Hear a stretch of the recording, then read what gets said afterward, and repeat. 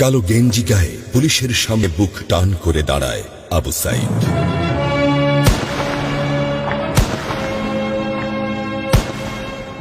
Police তাকে রক্ষা করার বদলে গুলি করে।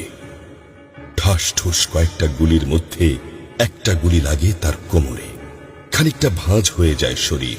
সম্ভবত সে বুঝতে পারে নাই। ঘাড় ঘুরিয়ে কোমর দেখার চেষ্টা করে একবার, তারপর আবার আগের মতো আবার দুই হাত প্রসারিত করে সিনা টান করে দাঁড়ায়। ডান হাতে ছোট্ট একটা লাঠি। বিশ্ববিদ্যালয়ের প্রধান ফটকের পাশে বেশ কয়েকজন পুলিশ, হাতে রাইফেল, রাইফেলের তাজা গুলি, আবারও গুলির শব্দ। পরে গুলিটা কোথায় লাগলো বোঝা গেল না। তবে আবু সাইদ টলছে। পড়বে পড়বে ভাব, কিন্তু সে সোজা হয়ে দাঁড়ানোর চেষ্টা করছে। গুলি খাওয়ার আগে ফেসবুকে তার শেষ পোস্ট ছিল, যতদিন বেঁচে আছেন মেরুদণ্ড নিয়ে বাঁচুন।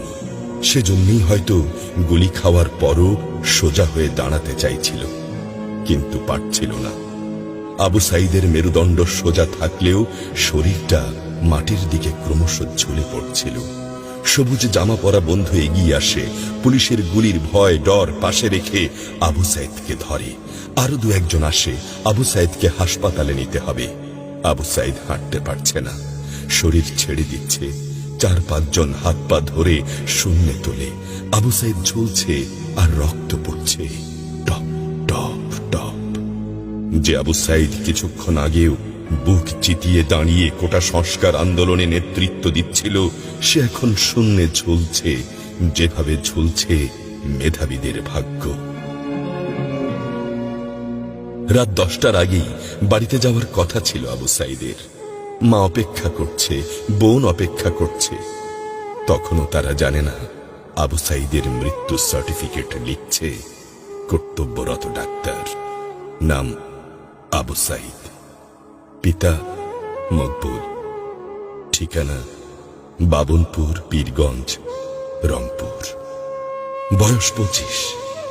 মৃত্যু কারণ আগমনের সময় মৃত্যু।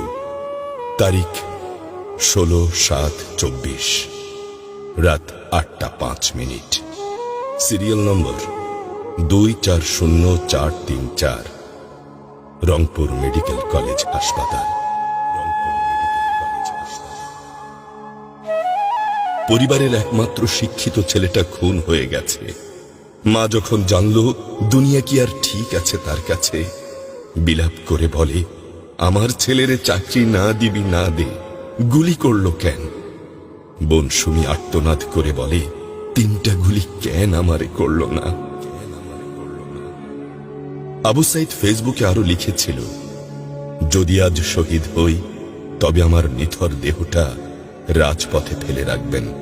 ছাত্র সমাজ যখন বিজয় মিছিল নিয়ে ঘরে ফিরবে, তখন আমাকেও বিজয়ী ঘোষণা করে দাফন করবেন। একজন পরাজিতের লাশ কখনো তার মা বাবা গ্রহণ করবে না।